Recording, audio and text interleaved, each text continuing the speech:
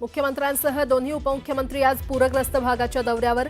अतिवृष्टीमुळे झालेल्या नुकसानाची करणार पाहणी। मुख्यमंत्री सोलापूर आणि लातूरमध्ये तर शिंदे धाराशिवमध्ये करणार पाहणी। सोलापूरच्या कोर्टी भागातल्या नुकसानग्रस्त शेतकऱ्यांशी उपमुख्यमंत्री अजित पवारांचा संवाद। पंचनाम्यासाठी ड्रोनचा वापर तर 65 मिलीमीटर पावसाची अट ठेवणार नसल्याचं अजित पवारांनी दिलं आश्वासन। जालन्यातील गोळेगावात पंकजा मुंडेंकडून पूरग्रस्त भागात नुकसानीची पाहणी। ट्रॅक्टरवर बसून पंकजा मुंडेंचा पाहणी दौरा। भाजप आमदार बबनराव लोणीकरही दौऱ्यात। राज्यात अतिवृष्टीमुळे बाधित शेतकऱ्यांना तातडीनं भरपाई देण्यासाठी सरकारचे प्रयत्न। तर सर्वाधिक पाऊस ऑगस्ट आणि सप्टेंबरमध्ये। नुकसानीचे पंचनामे युद्धपातळीवर सुरू। कृषी मंत्री दत्तात्रय भरणेंची माहिती। लातूरमध्ये मुसळधार पावसामुळे तावरजा मध्यम प्रकल्पाचे 24 दरवाजे उघडले। पुराचा धोका वाढण्याची भीती असल्यानं नदीकाठच्या गावांना सतर्कतेचा इशारा। सोलापूरच्या माढातील निमगावात अजूनही पूरस्थिती कायम। परिसरातील घरं आणि शेती पाण्याखाली। जनजीवन पूर्णपणे विस्कळीत झाल्याचं चित्र। बीड जिल्ह्यातल्या सिंदफणा नदीकाठच्या गावांमध्ये पूरस्थिती कायम। सुरूम गावात शिरलं पुराचं पाणी। 300 पेक्षा जास्त लोकांना केलं सुरक्षित स्थळी स्थलांतर। जळगावातील एरंडोल तालुक्यातील अंजनी नदीला आलेल्या पुरामुळे नदीवरील मरीमाता मंदिराजवळचा पूल खचला। नागरिकांमध्ये भीतीचं वातावरण। सोलापूर जिल्ह्यातल्या पूरग्रस्तांना विठ्ठल रुक्मिणी मंदिर समितीकडून मदतीचा हात। अन्नाची पाकिटं आणि पाण्याच्या बाटल्यांचं केलं वाटप। आणि सोन्याच्या दरांनी गाठला नवा उच्चांक। सोनं प्रतितोळा 1,18,900 रुपये तोळ्यावर। सोन्याचे दर सर्वसामान्यांच्या आवाक्याबाहेर। आज विचार केला तर काल अखेर जो 70 लाख एकर क्षेत्राचं नुकसान हे शेतकऱ्यांच्या पिकाचं खूप मोठ्या प्रमाणामध्ये झालेलं आहे आणि निश्चित प्रकारे त्यामध्ये आज आपण जालन्याचा जर विचार केला तर साधारणतः 2,54,000 एकराचं नुकसान या जालन्यातल्या माझ्या शेतकऱ्यांचं झालेलं आहे आणि त्यामध्ये जास्त पाऊस हा सप्टेंबरमध्ये पडलेला आहे, ऑगस्ट सप्टेंबरमध्ये आणि नुकसान केलं होतं।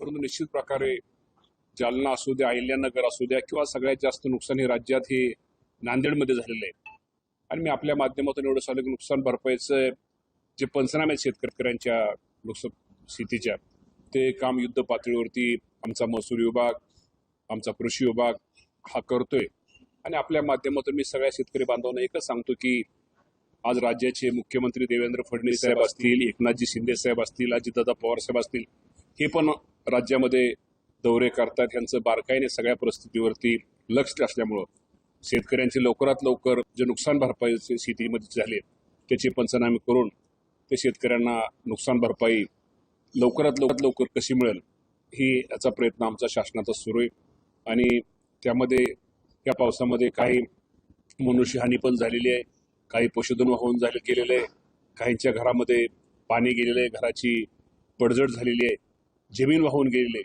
खूप मोठं नुकसान हे माझ्या राज्यामध्ये शेतकऱ्यांचं झालेलं आहे। आजचा दौरा कसा असणार आहे, कुठे कुठे पाहणी करणार आहे? आजचा माझा दौरा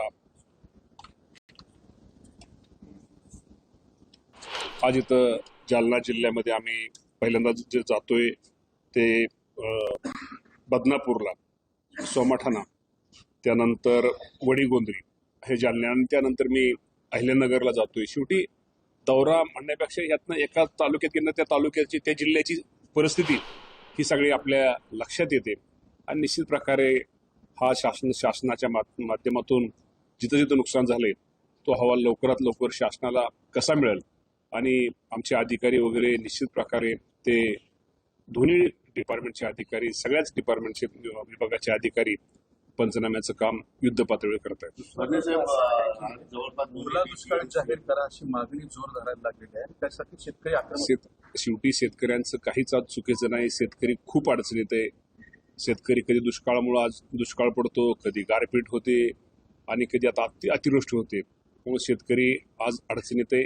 या बाबतीमध्ये निश्चित प्रकारे शेवटी तुम्ही म्हटला ओला दुष्काळ, शेवटी केंद्राचे, राज्याचे निकष, केंद्राचे काय निकष, ह्या गोष्टीचा विचार तो मुख्यमंत्री, दोन्ही उपमुख्यमंत्री, मुख्यमंत्री करतील. परंतु ह्यापेक्षा आजच्या काळामध्ये शेतकऱ्यांना मदत किंवा शेतकऱ्यांना निश्चित प्रकारे कशी लवकरात लवकर होईल हा शासनाचा आमचा प्रयत्न आहे. आणि परत शेतकरी जो निश्चित प्रकारे जो त्याच्यावर अडचणीचा, त्याच्यावर जो अडचणीच्या काळामध्ये त्याला मदत करणं, ह्याला आमचं प्रथम प्राधान्य. आज दोन्ही सीएम आणि सीएम सगळे आज शेतीच्या बांधावर आहेत. शेतीचं खूप नुकसान झालं, शेतकरी अडचणीत आहे, ते सुद्धा तुम्ही मान्य करता. आता दुसऱ्या बाजूने शेतकऱ्यांना कर्जवसुलीसाठी नोटिसा देतात. या बाबतीमध्ये निश्चित प्रकारे आता आपल्याच माध्यमातून आम्हाला कळालंय, या बाबतीमध्ये निश्चित प्रकारे त्या बँकेला किंवा त्यांना राज्य सरकारच्या वतीने सूचना दिल्या जातील. वसुली थांबायला पाहिजे वाटत नाही. 100% वसुली जिथं जिथं नुकसान झालं तिथं वसुली थांबवली गेलीच पाहिजे. हवामान खात्याने इशारा दिलाय, पाऊस आणखी देखील पडू शकतो, नुकसान क्षेत्र आणखी वाढेल आणि त्यामुळे काही ठिकाणी उपाययोजना राबवणं देखील गरजेचं आहे. उपाययोजना तर 100% राबवल्या पाहिजे. खरं तर तुम्हाला माहिती आहे की हे निसर्गाचं संकट आहे. आणि निसर्गाचं संकट म्हणण्यापेक्षा आता हवामान बदल, हे सगळे जे सांगतात ते हवामान बदल, पाऊस जो पडतोय तो एकाच दिवशी, वर्षाच्या सरासरी एकाच दिवशी पाऊस पडतोय. त्यामुळे आपले ओढे असतील, नद्या असतील, त्यामुळं त्याला पूर येतोय. त्या महापुरामुळे निश्चित प्रकारे शेतकऱ्यांचं खूप मोठ्या प्रमाणामध्ये नुकसान होतंय.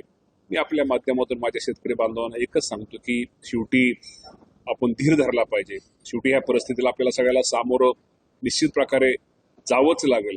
आणि या बाबतीमध्ये आता आज आपण शिकून घ्यायचं की आपण काय केल्यानंतर भविष्यामध्ये हे आपल्याला अडचणी किंवा आपल्याला हे प्रसंग आपल्यावरती उद्भवणार नाहीत.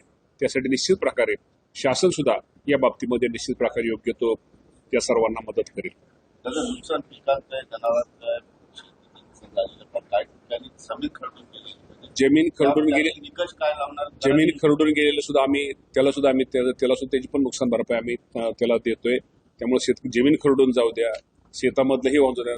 शासनाचे जे निकष आहेत NDRFचे, त्याप्रमाणे SDRF, NDRFचे निकष आहेत की जमीन खरडून जाण्याच्या निकषाबद्दल बराच संभ्रम आहे. त्यासाठी काही योग्य स्पष्ट भूमिका नाही, शासनाची भूमिका आम्ही जे निकष आहेत त्या निकषाप्रमाणे आम्ही निश्चित प्रकारे जी जमीन खरडून गेली त्याला शासनाच्या निकषाप्रमाणे साधारणतः 5,000 ते 47,000 पर्यंत आपण हेक्टरी मदत करू शकतो. किंवा खरडून गेलेल्या जमिनीसाठी दुरुस्त होणारी जमिनीला 18,000 रुपये हेक्टरी आपण मदत करू शकतो. त्यामुळे मला शेतकरी बांधवाला एवढं सांगायचं, जे या अतिवृष्टीमुळे नुकसान झाले. सोलापूरच्या बार्शी तालुक्यात चांदणी नदीला आलेल्या पुरामुळे शेतीचं प्रचंड नुकसान झालेलं आहे. तालुक्यातील आगळगाव परिसरातील उभ्या पिकांची माती वाहून गेलेली आहे. नदीपात्रात मोठ्या प्रमाणात पाणी आल्यानं नदीनं आपला मार्ग बदलल्यामुळे शेतकऱ्यांचं मोठ्या प्रमाणात नुकसान झालेलं आहे. सोलापूरच्या बार्शीमधली ही काही दृश्य आहेत. बार्शीमध्ये पावसाचं थैमान सुरू असल्याचं पाहायला मिळतंय. तर तिकडे बीडच्या आष्टी तालुक्यातील पाटसरा आणि परिसरात 2 दिवसांपासून सुरू असलेल्या पावसानं शेतकऱ्यांचं प्रचंड नुकसान झालंय. शेतकरी आपल्या शेतातील पिकासह शेती डोळ्यादेखत वाहून जाताना पाहतोय. संपूर्ण शेतीच वाहून गेल्यानं पेरायचं कुठे असा सवाल शेतकरी उपस्थित करतायत. पूर ओसरल्यानंतर नुकसानीची तीव्रता लक्षात येते.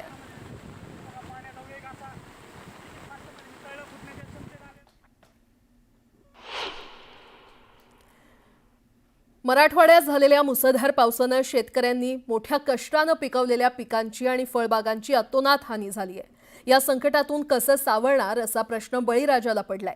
अशातच येत्या 26 ते 29 तारखेला मराठवाड्यात जोरदार पावसाचा अंदाज हवामान खात्यानं वर्तवलाय आणि त्यामुळे एकंदरीतच चिंता वाढलेली आहे. पाहूया. मराठवाड्यात पावसाचा कहर पाहायला मिळतोय. गेल्या काही दिवसात ढगफुटीसारख्या झालेल्या पावसामुळे होत्याचं नव्हतं झालंय. छत्रपती संभाजीनगरात पैठण तालुक्यातील दादेगाव शेतशिवारात मोसंबीच्या बागेतलं हे चित्र. या बागेत गुडघाभर पाणी साचलंय. गेल्या काही दिवसांपासून सुरू असलेल्या पावसामुळे शेतकऱ्यांचं अतोनात नुकसान झालंय. दादेगाव या गावातील शेतकऱ्याने 8 वर्षांपूर्वी मोसंबीची बाग लावली. अगदी पोटच्या मुलासारखी झाडं सांभाळली. मात्र पावसामुळे एका रात्रीत होत्याचं नव्हतं झालं. शासनाने काहीच नाही, याची भरपाई द्यावी आणि लवकरात लवकर कर्जमाफीचा एक जे विषय त्यांनी मार्गी लावा. कारण की हे जी याला जे आहे का सगळं बाहेरून पैसे आणूनच खर्च केलेलं आहे. आणि आता हे तोडायला आलेले 1-2-4 दिवसात याला तोडायला जमत होतं. आता हे पाणी खाली बी झाली ताबडतोब याचे फळं आहे का पूर्ण खाली येणार आणि हे झाड पण राहणार नाही. झाड याला काढून टाकावं लागणार आहे उन्हाळ्यात. शब्दात सांगू शकत नाही याचं दुःख. 8-10 वर्ष झाले आणि आज ते खायचा टाईम आला तर आज हे झालं. सरकारने याचं गंभीर्याने लक्ष करावं. मोसंबीच्या बागेप्रमाणेच डाळिंबाच्या बागेचीही काही वेगळी स्थिती नाही.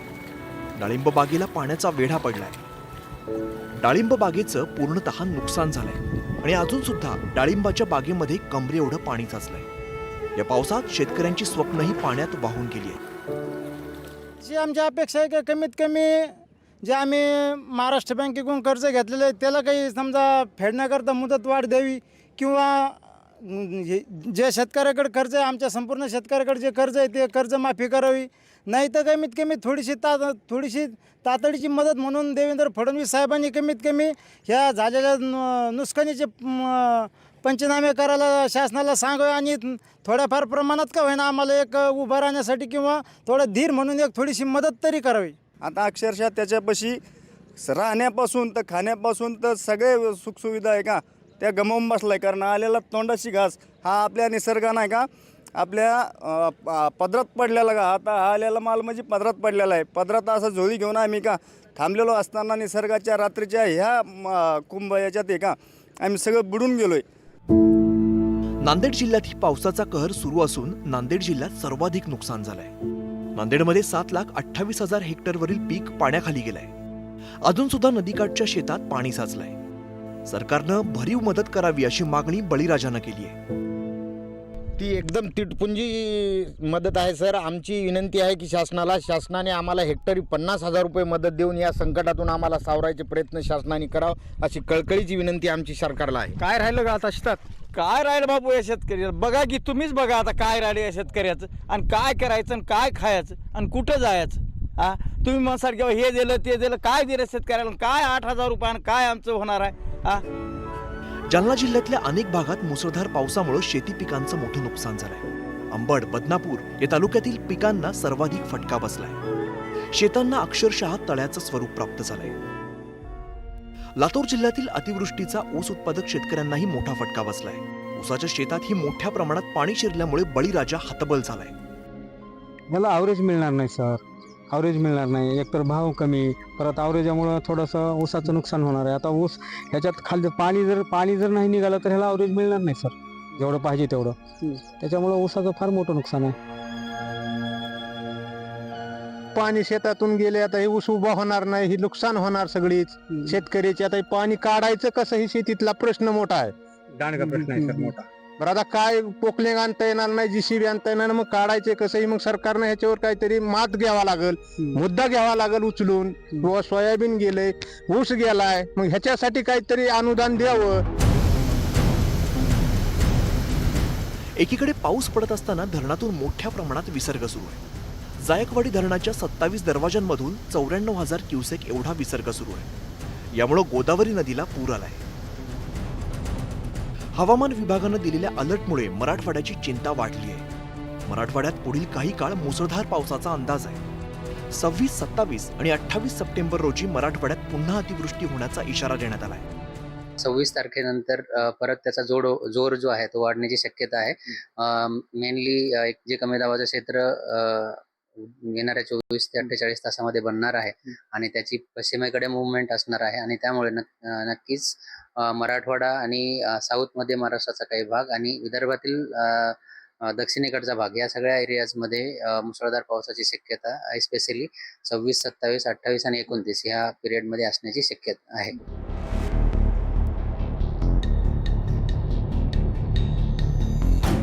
दुष्काळी भाग अशी मराठवाड्याची ओळख.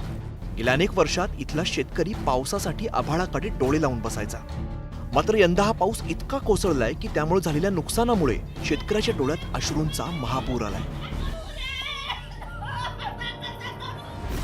अविनाश कानडजे आणि शशिकांत पाटीलसह ब्युरो रिपोर्ट न्यूज 18 लोकमत.